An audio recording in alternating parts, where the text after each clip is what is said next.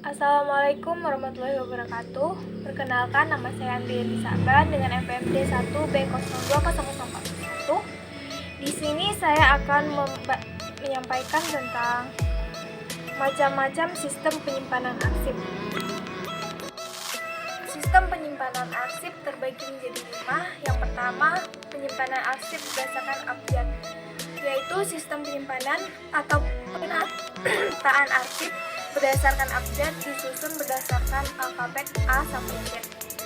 Dalam penyusunan arsip disusun berdasarkan huruf pertama dari nama orang atau organisasi, instansi, lembaga, kantor, atau perusahaan yang sudah diindeks. Adapun kelemahan dari penyimpanan arsip sistem abjad ini adalah nama yang sama dapat menyebabkan kebingungan, terutama ketika ejaan tidak tepat. Pengajuan nama yang salah dapat mengakibatkan hilangnya catatan. Kedua, penyimpanan sistem masalah, yaitu sistem penyimpanan atau penataan arsip berdasarkan pokok permasalahan dalam arsip. Arsip diklarifikasikan berdasarkan kegiatan-kegiatan yang berkaitan dengan masalah-masalah yang berhubungan dengan perusahaan. Masalah-masalah tersebut dikelompokkan menjadi satu subjek yang disusun dengan suatu daftar bernama daftar indeks. Oleh karena itu, dalam penataan arsip berdasarkan sistem masalah perlu dipersiapkan lebih dahulu daftar indeks masalahnya.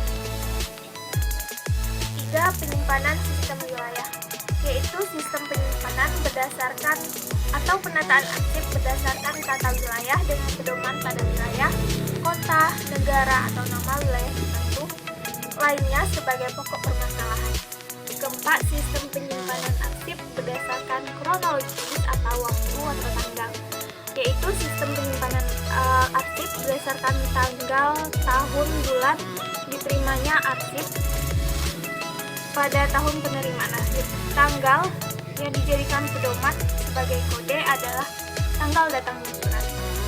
5.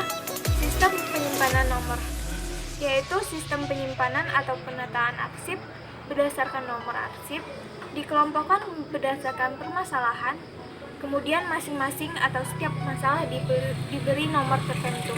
Di sini saya akan sedikit menyampaikan tentang penyimpanan arsip berdasarkan abjad. Di sini sudah ada arsipnya. Pertama, kita lakukan disposisi surat yang masuk. Jadi disposisi surat ini berisi itu tentang jenis surat ini termasuk ke dalam surat penting, rahasia, atau biasa. Berdasarkan surat ini termasuk ke dalam surat jenis biasa. Lalu tanggal penerimaan surat masuk.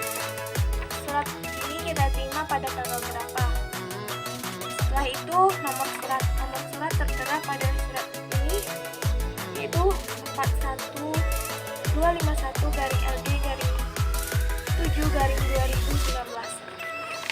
Setelah nomor surat berisi tentang keterangan surat ditunjukkan yaitu surat ini ditujukan kepada siapa, misalnya kepada manajer, bisa jadi kepada kepala daerah atau pemimpin perusahaan.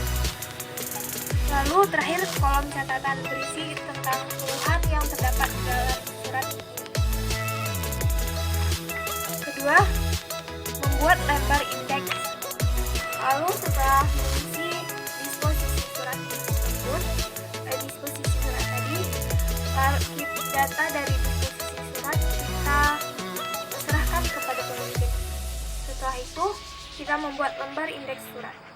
Lembar indeks berdasarkan disposisi surat tadi, isinya berdasarkan disposisi surat tadi.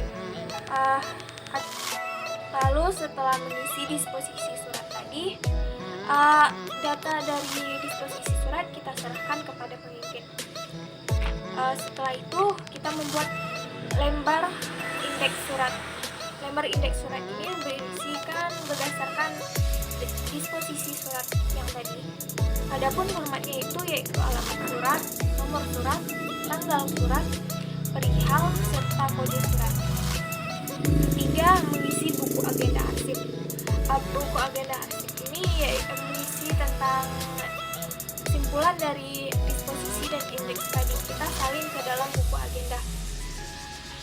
Hanya ini yang dapat saya sampaikan. Bila ada kurang atau lebih, saya mohon maaf. Saya akhiri. Wassalamualaikum warahmatullahi wabarakatuh.